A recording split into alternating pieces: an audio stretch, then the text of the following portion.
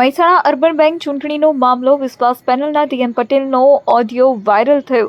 માત્ર 84 સમાજના લોકોને જ સભાસદ બનાવવાના હોવાનો ડીએમ પટેલનો ઓડિયો. ઓબીસીને અત્યાર સુધી સભાસદ બનાવી દીધા હોવાનો ઓડિયો. કનુભાઈ પટેલ નામના વ્યક્તિ સાથે ડીએમ પટેલ કરી રહ્યા છે વાત. બેંકના પૂર્વ ચેરમેન જીકે પટેલ આ ઓડિયો સામે વ્યક્ત કરી નારાજગી.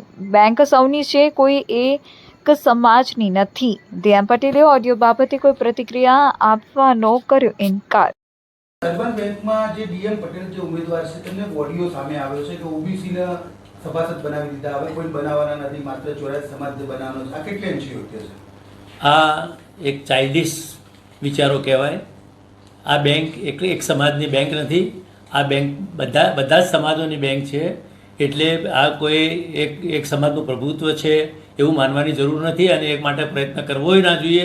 કારણ કે આ બેંક આવડી મોટી થઈ છે તો એમાં બધા જ સમાજ, બધી જાતિઓ અને બધા જ વિસ્તારોનો અહીંયા આપણને સહયોગ મળ્યો, એના કારણે આવડી મોટી બેંક થઈ છે. એટલે આ જે કંઈ વાત છે વાહિયાત વાત છે અને એમાં પડાય નહીં. તો જે રીતે કહી રહ્યા છે કે હવે માત્ર 84 સમાજના લોકોને સભાસદ બનાવવાના છે, બેંક 84 સમાજની જ છે, એ હવે આપ સમજી શકો છો. જો એ ચૂંટણીને આવશે તો એમને એ જ કહેવું છે, એ સમજી શકો છો તમે. તો પછી બીજા સભાસદોનું શું થાય જો આવું વલણ હોય? એ વલણ ખોટું છે અને એ બધાએ સમજવાની જરૂર છે. જો આવું લોકોને શું અપીલ કરીએ છીએ આપણે બેંકના? બેંક એ વિશાળ બેંક છે.